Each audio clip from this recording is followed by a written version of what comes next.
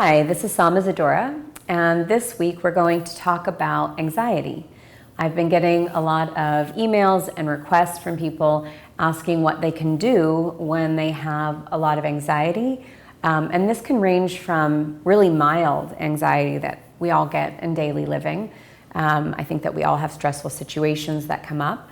And I really think it's an epidemic in our modern society that people are feeling so anxious because we're spending so much time on computers and with our social media and with our work, and not as much time connecting with other people or connecting into our own bodies.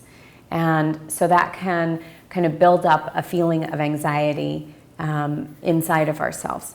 And so, like I said, it can be a simple form of anxiety that anyone can experience, or a stronger kind of almost panic attack. I have a student who is in a yoga boot camp I'm doing, and as her body started to transform, she actually started going through some pretty extreme anxiety because she felt like, she just felt a lot of the years that had built up in her, all that panic, all that anxiety that she'd been suppressing started to rise up again. And she was actually in the middle of what I call a healing crisis. So as she was beginning to build strength and change and transform herself, the old fear that she used to have was rising up. And for her, she actually had scoliosis. And so there was all these feelings of depression that she'd experienced when she was younger as a teenager. And they were like coming up again, and she was having all this anxiety and panic because she didn't know what to do. And she almost felt like she would go into the same downward spiral she had been in when she was a teenager. And what I reminded her of is now she was coming at it from a healing angle and a strengthening angle. So she didn't have to worry that she would go into the same depression or go into the same patterns that she'd been in when she was a teenager. She actually, as herself, as a grown woman, was going to retrieve those wounded or weaker places inside of herself and integrate, that kind of that wounded younger self with her stronger self, making these different choices now. So what I told her is, in the middle of having that kind of panic and fear, instead of trying to deny it or judge it and feel like, I shouldn't be feeling like this, to lean into her fear and actually lean into her anxiety and to allow that feeling of panic to come up and allow herself to feel it, because if she was repressing it, it would just get more volatile. So by actually inhaling and allowing herself to feel that panic and fear, and on the exhale, releasing and letting it go, she was able to process it, almost like digesting food. You have to chew your food in order to digest and release your food. So strong emotions like anxiety are the same way. You have to experience them, sort of chew on them, and then you can digest and let them go. And then you can be, living in a much healthier state. So that's for a more extreme case of somebody having almost an anxiety or panic attack. But I usually recommend for people having anxiety that your answer is going to be learning to work with your breath. When, I actually came to yoga from a place of having had really extreme anxiety, and I had to take medication just to allow myself to relax enough to breathe. And I know how scary it is when you feel like you can't breathe and you're having that anxiety or having that panic. And I remember I would talk to my therapist about it, but my therapist had never had that kind of a anxiety or panic attack.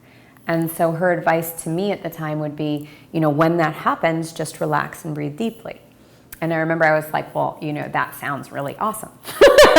Because if I could relax, I would. And the whole problem is I knew I needed to relax and I couldn't, and that would double my anxiety or panic. Because I was already feeling anxiety, panic, and a difficulty breathing. And then I would think, I should be able to relax and breathe. And then when I couldn't, I'd feel even more anxious and panicked. And what I actually learned from being on the inside of that experience of the panic and the anxiety, when I learned more about breath work and yoga, was a really different approach to working with the anxiety and the panic. So instead of just trying to relax when it's very difficult to relax, again, lean into the anxiety and panic until you use up all of the, all your ability to hold the stress. You actually burn through it instead of trying to suppress or ignore it. So what I actually teach people to do now is when they feel that feeling of anxiety or panic coming on, if you are unable to just kind of relax and breathe deeply, then start to hyperventilate. And this is a yoga breathing technique, and it's called breath of fire. And you're going to actually use this breath of fire and move into a state of almost as if you were hyperventilating. And what will happen is you'll start to burn through the reaction in your body, and then you'll become so exhausted that you'll be able to relax naturally and then go to the pattern of the deep breathing. So what that's going to look like, right, is if you're starting to feel this anxiety or panic building up in your body, you want to, again, like I said, see if you can take that deep breath first. If you're having that anxiety or panic, take a moment, can you inhale and breathe deeply into your belly and exhale? Be relaxed and calm. If you can, then just stay with that. But if you find you can't yet and you're still really struggling to find your breath or be able to unlock your belly, then just allow yourself to move into that state of hyperventilating with the breath of fire, which really looks like a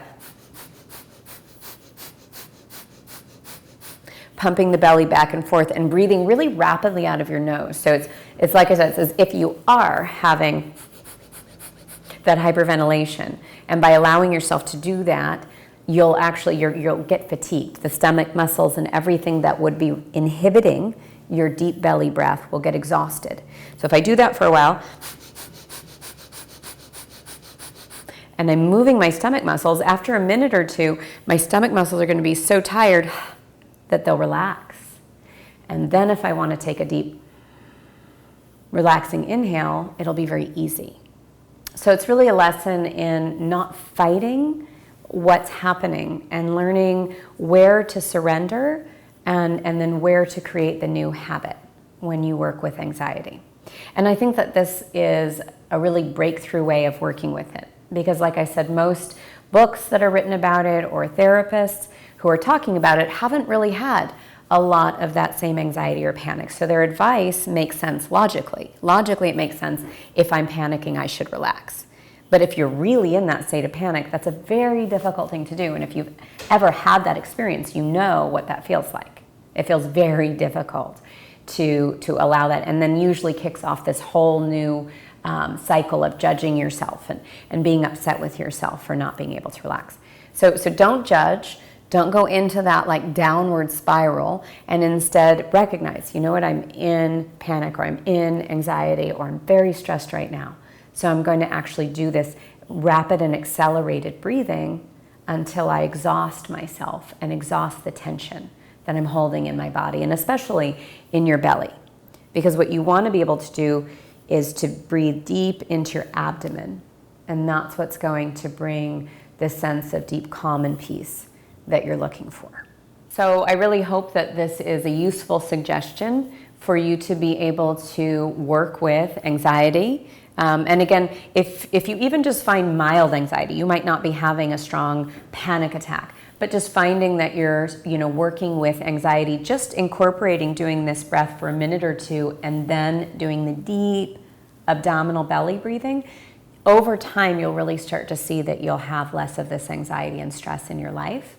And then if you find yourself in a moment of an extreme anxiety or panic moment where you're having a hard time breathing, then really go into, again, this rapid breath work and then going into the deep belly breathing.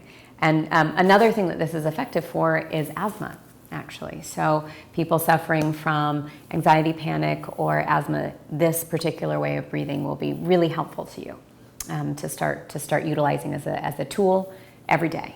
And in extreme cases as well. So thank you, and I'll see you again next week.